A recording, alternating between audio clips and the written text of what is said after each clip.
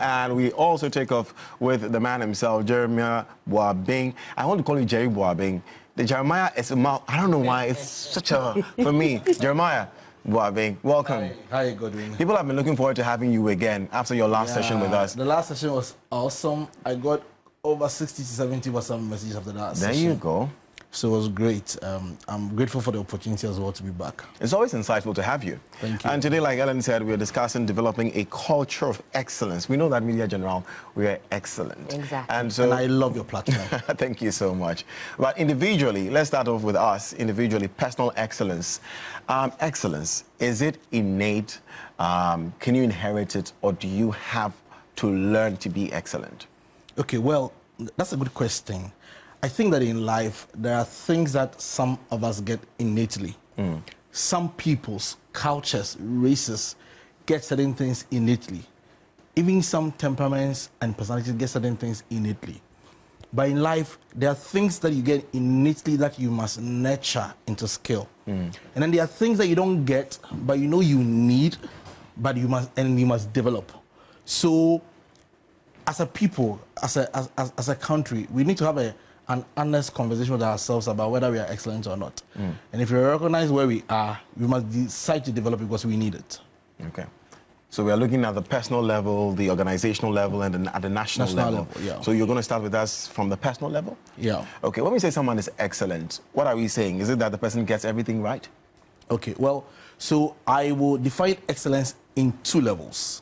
The very first level is that if somebody is excellent, they are outstanding. They are exceptional. Excellence is not the same as competence. Competence means you know how to do something. You have skill. If you are excellent, it means that you are exceptional at doing it. So if somebody is an HR person, engineer, fashion designer, graphic designer, and they are excellent, it means that they have superior performance. They do better at what they do than everybody else. So that is the first level. But excellence is not just flash in the pan performance. So it's not intoms. It's not once in a while then you do well. Excellence is about consistency. So a person who is excellent produces excellence on a sustained, maintained basis. So there are many footballers who have skill, but only a few are like Mbappe or Haaland or Rodri or Modric or Vinicius. Now take note, I didn't say Ronaldo or Messi. Those two people are not just excellent, they are virtuosos, they are geniuses, they are prodigies. If you use them as a standard for excellence, nobody will reach them. But an excellent person is somebody who does something that sets them apart from everybody else, whether they are a mechanic, they are a carpenter, they are a mason, they are an engineer, they are into purchasing and supply, logistics. They are better than the normal. That's excellence. Interesting. You didn't add Haaland to the lineup, so I'm I have nothing against Haaland. Haaland is a great striker. Lewandowski is a great striker. Mbappe is a great striker. Okay. Those people are excellent people. Beautiful. Okay, yeah, I just wanted to make sure that my fave was also in that same category, because some of the stats, that has to be sheer excellence. But also, I like that you talk about, I guess, consistency, and that excellence is not a one-time event. It's like excellence it's not like being Eric Ten Hag. Okay. Who does well at Ajax and I'm United. He has to bounce back significantly across other clubs to be called excellent. So when I'm excellent, I don't shine once in a while. I don't shine in one place and disappear. So excellence is not James Rodriguez, who shines in some seasons and disappears for a long season and bounces back again. That's not excellence. Excellence is about being superior on a consistent basis. So Jurgen Klopp and Pep Guardiola, basically. Exactly. Those are Carlo Pep Ancelotti. Okay. I like that we're going on this tangent. These analogies are certainly bringing the conversation to life. I'm sure you'll get more messages today, not just because of the talk about excellence, but in terms of cultivating the habit of excellence on a personal level, what are some of the things that we as individuals should be thinking about? I give an example. Maybe somebody wants to become an excellent businessman or woman. They're looking at some of the greats, who have done it, who stayed in business for years, but they don't know, what should I be focusing on every single day to become excellent? A number of things. I think that the very first thing I'll start with is paying attention to details. Generally, as a people, we are not an excellent people. There are a few of us who rise, who shine, who are excellent. But the majority of us are mediocre. We are people who are okay with minimum standards, things being normal, things being average. So a few years ago, I decided to spray my car. And then I took it to my sprayer, and he changed the color. And when I went back, the car looked better than I expected. It was looking really good. But when I started inspecting the car, I noticed that the spray was dropping on some parts of the car. So the door handle, on the car boot. I said, oh, Master, this thing wasn't done well. Do it again. I mean, he was a humble guy, started doing it. But whilst he was doing it, I noticed some whispering going on between himself and his apprentice. And even though I couldn't determine what they were talking about, I could guess. The apprentice was saying, nah, they could try away now, or complain about it. Now, they won't be funny, sir. And I could see the master telling him, That incident alone is reflective of our state as a people. We are not an excellent people. It's amongst our artisans, carpenters, masons, painters. If you are doing business with these people, you will struggle to get them to produce excellence. But it's not just at their level. Even our highly educated professionals, our HR people, marketing people, our cooks, all of those people seem not to be bothered much about excellence. So as a nation, we must be deliberate about inculcating a culture of excellence. And the very first step in that is paying attention to details. We are not a people who pay attention to details. So we do stuff, we think that it's okay if the wall is a little bent, it's fine. Why can't we take it like that? But if you're going to be great at what you do, if you're going to be excellent at what you do, you must pay attention to details. Take your time and examine the work you do and examine every minute detail. It applies to if you are sewing a shirt, if you are writing a report, if you are writing a proposal, if you are editing a book, whatever you are doing, you must pay attention to details, to take your time to examine all the key aspects of the work and ensuring that the finishing is top-notch. So the challenge with a lot of Ghanaian businesses is that the business may be founded by a visionary who appreciates excellence. But he has hired people who think that, Charlie, this thing can be okay. So many times there's a struggle between the entrepreneur's vision and the enthusiasm or motivation of the team because they don't recognize excellence. So as a people, we must learn to pay attention to details. Before you move to the next step, from what you said, deducing from what you said, does that mean that excellence is doing something at the highest level of it, whatever it is, anything at all? So you must get it at the most quality perfect finish. Yes. Okay. Top quality finish. And sometimes a person may not even be excellent, but their posture or attitude predicts the future that they will become excellent, because when they don't even produce a top quality finish and it is brought to their attention, how they receive it shows that this person is committed to excellence. But the average Ghanaian professional is not like that. If the Ghanaian does something, they edit a book, they print a work, they produce a shirt, they do a report, and you point to the errors in it, very often the first response is defense. Insist on why this should be like this, and why it is okay, and why should that does not produce excellence. If you ask me, the biggest weakness of the Ghanaian professional is an inability to take feedback, inability to listen to correction. And it is amongst the laborers, it's amongst the semi-literate artisans, it's amongst even the highly educated professionals. If they do something and you correct them, you want to give them feedback, they took up on TSA. So we must be deliberate about inculcating the value of excellence, teaching people to pay attention to details. Then quickly, another one I'll talk about is professionals must be encouraged to explore the full scope of their field. Many people, you can meet somebody who says that I'm a project manager, I'm a digital marketer, I'm a graphic designer. But when you have a detailed conversation with them, you see that they don't understand the key aspects of their work. Or a project manager, but he doesn't understand the key methodologies and tools that should be used in managing a project.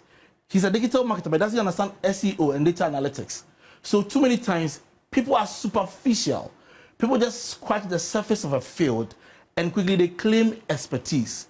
And they don't express hunger and desire enough to identify the full scope of the area and identify the key details.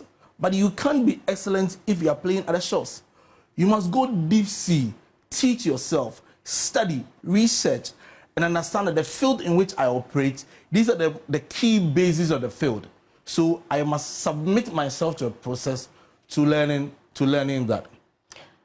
I was going to say, some might say that these are very scathing, shall I say, observations of the Ghanaian people, but just listening to you elaborate further, I don't think that we can begrudge Jeremiah these opinions, because we experience it day in and day out. And especially on the note of artisans, I'm not sure if either of you have said, oh, let's go to Togo, actually, because when we go there, we're going to find excellence. And people are often looking to other nationals to do certain jobs. Yeah, but even on that matter, I think that there's a lot of generalization. You know, some years ago, I did some consulting with a business you know about, Grandpa. And then he had tailors in the business who were from that country. They weren't always ready to be excellent. Oh, I see. So I think that sometimes one of the challenges in our culture too is that we generalize. We see a few examples of excellence and we think that it that's what it is over there. across there. So even for them, yes, there are some who are showing excellence, but they are not also Jeremiah, your phone is going to be buzzing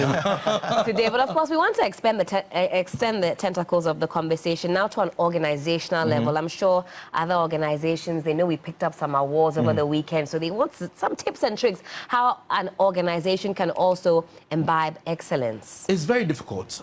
And I say that honestly because in the past 10 years, I've been building businesses. I've tried to build all kinds of businesses. I've hired all kinds of people. It can be very difficult for the leadership of an organization to get the people to toe a certain line of excellence because naturally people tend to have this habit of, why are you correcting me? Why are you rebuking me? Why are you reprimanding me? So it can be very difficult. But one of the worst things that can happen to an organization is if they feel that people will get offended if they are corrected. If they feel that people will get upset if they are giving feedback. So we settle for whatever we get. We don't query anybody. I think that one of the things that the Ghanaian in general must learn is how to give difficult feedback and not be afraid that somebody will be offended because you're telling them what to do. If a business decides to be a model, decides to be a benchmark, it must constantly be emphasizing the standards. Even when you know that your people will frown when you say it, you must decide that your business is trying to become a model, it's trying to become a benchmark, an example in the culture. So this is a standard. So this is what we work with. So constantly, every leader in the business, every manager in the business must reiterate the standard, whether it is at corporate meetings or one-on-one sessions or one-on-one team meetings with your people. You must emphasize to people the importance of building a culture of excellence. And it can be difficult to do it. So for example, in our business, we've developed our 5 values into a pledge that we say once every week at chapel service. So as part of our chapel service, every day we read through our pledge. And when we finish reading it, we feel like, oh, we are very guilty. Because every line of the pledge is an indictment. Our values are leadership, excellence, learning, people, respect. So when we read through these values expressed in a pledge, we are reminded of what we should stand for as a business, right? So organizations must be deliberate about bringing out the values, establishing the standards by which people should operate, and in everyday communication, whether it's at the personal level, the corporate level, or departmental level, these values should be emphasized. So people will know that when we come here, this is a drumbeat, and everybody must dance to it. Let's stay at the organizational level, Jerry. And when it comes to organizations and it comes to excellence, I think what most organizations share in common is the fact that they want to be long-lasting, they want to endure, they want to be sustained. In sustaining excellence, you find organizations, I've worked in different places, and you realize that when something is working, they say, well, it's working. It's not what you are coming to tell us that will change our business. This is how the business should go. And like you said, leadership will say, you know what, this is how we want it to go. We don't care if you frown, we don't care if you're unhappy. This is how things should go. And we've seen organizations where started with excellence. It was going and then suddenly it just, you know, so in sustaining excellence, honestly, do you think that, well, final decisions always come from the top, but do you think that the bottom also plays a role in sustaining that excellence in when you say the bottom, what are you referring to? Are you referring to the employees, exactly, the team? Staff, yeah. It's a tricky situation because many times people who don't have a lot of experience, who are employees at the bottom, as you put it, very often have a lot of ideas. They have a lot of enthusiasm. They believe that there are many things that will work. Very often, they are fighting against people who have a lot of experience, who have tested their ideas and know what works and what doesn't work. So very often, there's a clash between these two groups of people. So some of my staff will say, JB, we have a lot of ideas, blah, blah, blah, and say, well, then, and very often, I'm tempted to say, it's not ideas that runs a business. It is insight that runs a business. And what's the difference? You see, ideas is when I have a thought that this is possible and we can do it. And sometimes it may be true, it's very possible we can do it. But the person who has done it for a very long time has tried several ways of doing the things and has an idea of what will work and what would not work. So organizations must be deliberate about marrying these two paradigms. The paradigm of experience, skill, insight, and the paradigm of ideas, enthusiasm, innovation. In the business, we must be deliberate about swinging between these two pendulums. If we get too carried away and swing too much to the part of ideas, then we may waste a lot of the company's money experimenting with ideas that will not get us results. And if we swing too much to the other pendulum too, then we stay in a rut where we stick to what we know how to do. Therefore, the key may be a balance between ambition and action. People who become excellent, nations that become excellent, organizations that become excellent have ambition. They are hungry to achieve more. They are hungry to build a legacy. They are hungry to make a name for themselves. But again, that ambition must be balanced by action, what we do. So a report on actions we've taken in the past that guides us to assess that whether the ambitions we have any basis in reality, and then a healthy appetite to take risk. Take a risk and try something and fail. And there are times when I will agree to let some people on my team try something, even though I know in my head it can fail. But I'm letting them try it for them to see the results of what they want to do at first hand. Sometimes I can take those risks, sometimes I cannot. So probably the biggest struggle for everybody in this world is balance. How do we strike a balance between ambition and experience? Okay. Absolutely. So maybe for a business that could include, if you're setting up some type of team, including some of your more experienced workers, and then throwing in an intern or two or some fresh recruits, so that they can also maybe balance, like you say, their ideas, their zeal, as well as the experience and the insights of those who've already been there. On paper, that's beautiful, but in reality, it can lead to a lot of clashes. It does. It does. So both experienced people and beginners must acquire one critical thing: maturity. Okay. Sometimes experience can be an enemy of progress, you know that. Experience can be, but enthusiasm too can be an enemy of progress. You can be so enthusiastic and believe that something will work because you've not tried it before. Right. And put all your eggs into it and the basket comes crashing down. So experience can be an enemy. Enthusiasm too can be an enemy. Okay. So there should always be a balance. Okay. So the two people need a lot of maturity. Maturity. If I'm a young, bubbly professional that has just entered an organization, I must develop maturity in how I carry that enthusiasm.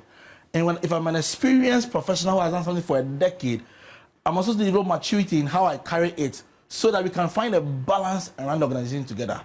But it's a balance that's never achieved. You are always going to struggle with it. Because the more experienced guys might say, no, relax with your enthusiasm. We've been here. And the young ones might also say, no, you did back, Charlie. Come and let's show you what's new and I've seen this what's over hip. and over again. In my own organization, and people I consult for, friends I've spoken with. One of my friends joined an agency. I don't want to mention the type of agency. But she joined an agency as a marketing person. And these are people in the financial space. And they felt like, Charlie, we know how to run this. We know how to market this thing.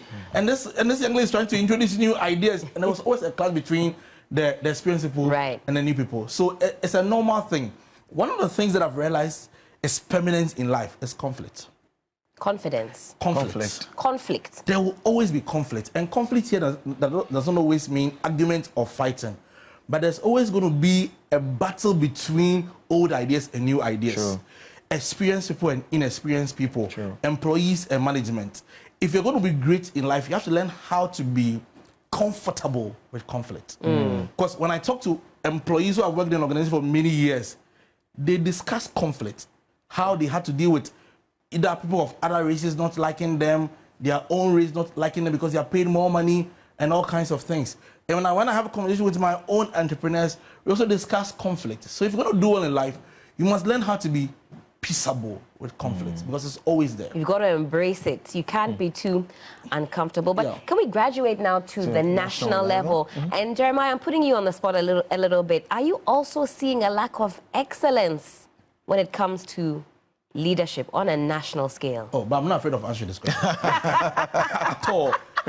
My views on this have not been silent. Right. I think that as a nation, we are not ambitious about becoming one of the best in the world. Yes, please. Now, because I'm also an entrepreneur, and I know how difficult it is to move from ambition to achievement, I am a little more restrained in what I say. However, we need to be bolder in defining where we want to get to as a nation. Like, do our leaders wake up in the morning and say, how do we become one of the best in the world? I don't think that we do. I listen to many of the promises and policies that are being discussed in the manifesto vis-a-vis our upcoming elections. Right. And I see, our people, they don't know what our problems are. For instance, I don't think that anybody has even covered what the critical issues in the space of education are. I don't think so. People think that what we need is more classrooms or whether the education should be free or not. But for me as an employer who has been hiring for a decade, our biggest issue is not even about whether it is free or not. It's about the quality of the content. So at the national level, we've not really been bold in defining what kind of country we want to become, what kind of national competencies we want to have. Like, what are we strong in? Do we want to become the best in the world? Yeah. We've not been bold about it. And we are always, we are very often behaving like a poor person is always thinking about survival than about thriving. So we are solving, most of our ideas, our visions about turning the country around are survival issues. But there's no bold vision. I mean, very recently I read about Silicon Valley. I took my time to read about Silicon Valley. You know, all along I used to think that Silicon Valley was like a town or like a building or something. Hey!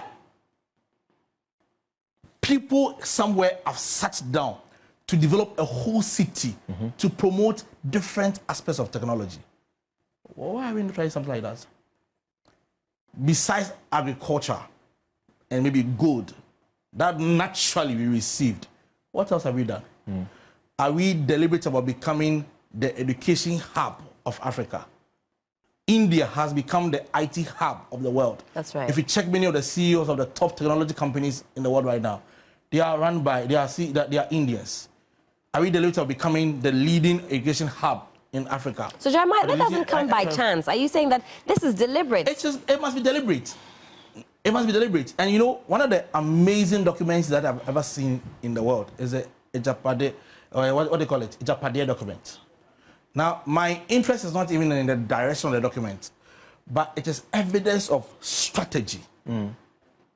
Whoever put that document together, those people took it, and I can see that it's not just one person, it's a group of people. It's a brilliant document. But imagine if we had a document like that about Ghana's future, about what we want to become great at, whether it is in tourism, hospitality, it's in education, technology, agriculture, industrialization. If we had a plan like that and we rolled it out, that would have been wonderful. But we don't seem to have an agenda like that. Jerry, I add my voice to what you're saying because I have friends who are still studying what I studied almost 12 years ago in university, and they are so mad because they say they are studying what I studied 12 years ago, and theater has changed over the years. So what is the problem? Because we seem to be a people who pride ourselves in being the first. We did this first. We did first country, sub-Saharan Africa, to gain independence, first country to, you know, push media, first country to do this, and we just stay at first and never become the best. Is it a leadership problem or is it a people's problem? I am a person who has a different opinion on this subject, because one of the arguments that I make is that when we reduce the problems of Ghana and Africa to leadership, what we are saying is that the followership is excellent. But the question that the average Ghanaian or the average African must ask themselves is, if every Ghanaian was like me, would we be a great nation? If every African is like me, would we be a great continent? So I don't think that our biggest problem is a leadership problem. I think our biggest problem is a mindset problem, how we think as a people. If I became president, the first thing I want to work on is how we think as a people, how we think as professionals, how we think as employers, how we think as employees. Our mindset is basically what is holding us back. So even with the subject of excellence, it's a mindset problem. There's a mindset that doesn't embrace excellence. There's a mindset that says, let's settle for the minimum standards. Let's take it like that. But they feel like protesting about it is okay. It's a mindset that says that I did my best. It's a mindset that doesn't appreciate the highest standards. It's a mindset that says that the work is not for my father. So our biggest challenge as a people, whether it's on the national level or the continental level, is mindset, how we think, how we handle something when we are given responsibility, how we perform at work. We underperform, we perform on average, and we say, I'm not paid enough. So the biggest challenge that we need to deal with is mindset. And when Ali Muhammad tried the campaign on indiscipline, it was one step towards correcting the mindset issue. And nobody has tried anything like that after him. But for instance, if you want to emphasize excellence, precision, quality, we must deliberately emphasize that in the thinking of the people. We must run a communications program, a messaging that makes people appreciate the importance of excellence, the importance of doing things well, offering great service, being exceptional at what you do. We must be deliberate about it, whether it's at the personal level, organizational level, or the national level. We must be deliberate about emphasizing the values that we want the 21st century Ghanaian to represent. Helen, Jerry, who's going to do it? Because we have people in leadership who tell you that before they got into that position, they had that mindset to change. I don't think anybody entered leadership thinking, I'm just going to become lazy, or I'm going to be mediocre. You see people in politics now, or people in leadership now, are people who were once student leaders. That's right. You know? So what happens when you get there and everybody else says, dude, you're not the one coming to reinvent the wheel. It can't happen, so you can't do it. What does a person like that do? Godwin, I think that one of the biggest drawbacks to our development is the thinking that change should only come from the body politic. I don't think that way. I think that every one of us must endeavor to lead change in their small corner. So whoever handles this studio must embrace these ideas and say that we, TV3 Studio, this is our standards, these are the values. If we are doing a production, it must be excellent. The presenter, the guest, the video camera, the sound person must understand that these are the values. If that person succeeds, that's about 10 people who have been converted to that thinking. Every pastor must preach these ideas to his church members. Every teacher must teach these things to their students. Because the kind of change we are trying to implement in the nation, a few people called government cannot implement that change. In fact, we are all government. So all of us are government. So all of us are in the center of influence. So anybody who knows me, anybody who does anything close to me, knows that these things I teach them on a daily basis. Even a job interview can become a letter right now. I teach them on a daily basis, constantly in my conversation with my team, that here we are small businesses, we'll be hustling to grow big. But even in our smallness, we must push for excellence. So everybody, the nurse, the doctor, the pharmacist, the teacher, the pastor, whoever you are, let's recognize that these principles, these concepts are necessary for us to move to the next level as a society and embrace them. When we do that, then when we have a drum major, when we have a government that's leading the change, it will be easier to do. But trust me, in this country, if we don't work on the issue of mindset, we'll struggle. So somebody comes to the government and says, I want Circle to be clean. I want it to be organized. All of you hawkers on the pavement, leave the pavement, you're angry. Yeah. We won't vote for you. We are angry. Let's stop Galamsey. Oh, if you stop Galamsey, we won't vote for you. So the politician is forced to toe the line that ensures that they stay in power. You may not understand it, but all of us have a sense of survival. That's right. You want to survive. The politician wants to survive. Anything that militates against your survival, you will protect. So the change must start from the grassroots. All of us must understand that this is where we want to get to. So we need a critical mass of people, not just politicians, critical mass of influencers, leaders in every field of endeavor, in every nook and cranny, not just the corridors of power. Everybody who has any ability to influence people to say that, look, here, my field, my turf, on my watch, we do excellence, nothing else. It doesn't mean that you must scream on people, it doesn't mean that you must shout on people, but deliberately influence people in a gentle manner all the time to ensure that they will be excellent. It reminds me of something Pastor Enoch said, that for every good you want to do, somebody is benefiting from the evil that exists. I like that one. But also this idea that really and truly you can make up your mind that I'm going to be excellent. I want to be excellent until the day I die. Whoever is not on board, that is it. And even as a people, we recognize when somebody is excellent. You might think that, oh, I'm going about it the long way. Nobody's noticing. People notice excellence. People notice. I always say that people notice. You know, when you are misbehaving amongst your co-workers, they may even be giving you fans. That's right. You may be fighting your boss, rebelling the office, not doing the work, and will be giving you fans. But guess what? If they go anywhere and there's a demand, there's a recommendation needed, they will mention your name. Of course. They will mention your name. And then sometimes the people who are seemingly hated, who are seemingly disliked, that nobody likes them, when there's an opportunity, they're the ones that they call. Because they know that this person, Helen, she'll get her work done. Thank you. I like that. Anyways, we're going to open the phone lines, or our WhatsApp number will be displayed shortly. You can ask Jeremy any question on your mind regarding this particular topic. Jerry, you want to recap the things you've taught us this afternoon on the whiteboard? All right.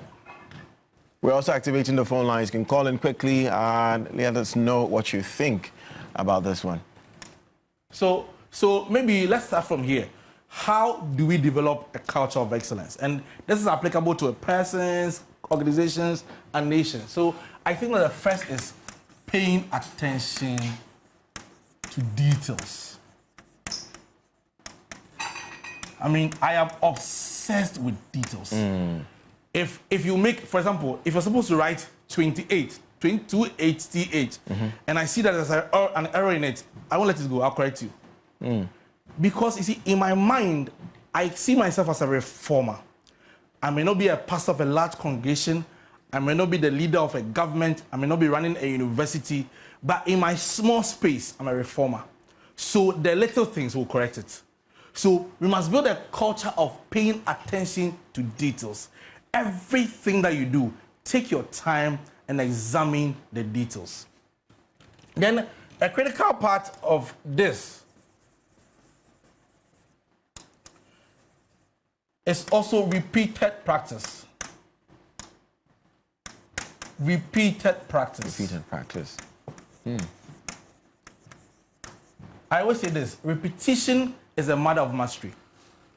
Repetition is a matter of mastery. So if you are into medicine, for instance, and you want to be a great surgeon, there are things you must do to become a great surgeon. You must practice with either a cadaver or simulators and learn how to achieve precision and accuracy as a surgeon. Learn how to achieve hand-eye coordination. That will only happen through repeated practice. If you're a trial lawyer, for instance, and you must develop courtroom skills like persuasion, following legal precedents, argumentation, even your body language and tone, you can only master that through repeated practice. If you're in marketing and you want to understand things like market analysis, content marketing, research, planning, strategy, the only way you're going to become a master of it is through repeated practice. So if you are out there and you are now to get into an industry, you must practice by looking for volunteering opportunities, internship opportunities. If you're already in the world of work, you must volunteer for new tasks, new assignments, new projects, because the more you do it, the better you become at it. Then I'll talk about exploring the full scope. This is one of my biggest issues. Exploring the full scope of your field. If you have decided that field A or field B is what you want to do, then understand what it takes to be in that field. Don't be a superficial person. Because many times somebody says, I'm in this field. Then when you have a little conversation with them about the field, you realize that they don't know a lot about the field. Somebody may have been in HR or project management or accounting for 10 years. But when you strike a conversation with them about the field, you can realize that they don't really know enough about the field. And one of the reasons why we're not an excellent people is that there are too many people with half-baked skill. They haven't explored the full scope of the field. Then work ethic. Work ethic. Listen, anytime you see a person of excellence, that person is a person of hard work. So one of the most ridiculous arguments in the world of football is that Messi works with his talent and Ronaldo is a hard worker. And it's funny. It's funny because people assume that Messi doesn't work hard. You don't stay relevant for 20 years without working hard. Messi has talent, that is clear, but he works hard. The difference between the two of them is a difference in talent, not the presence of hard work in one and the absence of hard work in another. So Ronaldo is a hard worker. Even having the physical energy to do what he does is talent. It's ability. You cannot become Ronaldo, no matter how hard you work. There is a unique wiring and configuration that Ronaldo has that enables him to work at the level that he works. So everybody must develop work ethic. We have a culture in this nation that is like, man, how I want to do? It's okay. You've done enough. Don't kill yourself. It's not your father. That's one of the reasons why we are not excellent, because it may take inconvenience. It may take discomfort. That is why we shouldn't encourage this whole idea of soft life. And sometimes we're encouraging this idea amongst young people who have just left school, who are in the world of work, looking for a soft life, looking for a way to become top of the hill without sweating, master of their game without effort. It doesn't exist anywhere in the world. Oh, my. So we must develop a strong work ethic. And very important to me, we must teach our people to embrace feedback. Feedback. A person who is excellent is somebody who has accountability. How does it express itself? One, they know that I'm responsible. I did it. It's my fault. This is my work. I didn't do right. I take responsibility for it. Two, they are open to feedback. They don't just open themselves up to feedback. They pursue it. Because we have a proverb that says that the person who's cutting the line doesn't know that the line is bent. That's right. So the only way you're going to be great at what you do is that you have somebody who is giving you feedback. So even in sporting fields that look like solo fields, like being an athlete. Yeah. It looks like a one-person job, but they don't work as one person. They work in a team. That's right. And they have a coach. Yeah. Even in boxing, they work in a team. They have a coach. What's the importance of a coach in this situation? To give you feedback. Indeed. But as a people, we don't like feedback much. Well, we are very guilty of this, a lot of us. Thank you so much, Jeremiah Boabing. All too soon. That's all the time we have for this particular conversation. But we want to have you again, right? This was a masterclass and a half. If you didn't have your notepad out and your pen, wow, I said. You've missed out. You've missed out. But you can find Jeremiah on social media. If you have questions for him, you definitely answer them. Jerry, where can we find you? You want me to say my phone number again? So that you get 89 messages. All right. So I recommend that you don't call me. WhatsApp me. Okay. And I'm a very busy person. So if you don't do a little bit of following up, I may not be able to respond to you. So please don't call me. WhatsApp me. In good time, we will talk. If I forget, remind me. I'm a very nice person most of the time. Someone said responding to messages on time is also excellence. All right, so that's my phone number. You can WhatsApp me. Let's talk. Whatever you want to ask me, I'll answer. Thank you so much. CEO of Good Boabing, thank you so much. We appreciate you. Thank you, Godwin.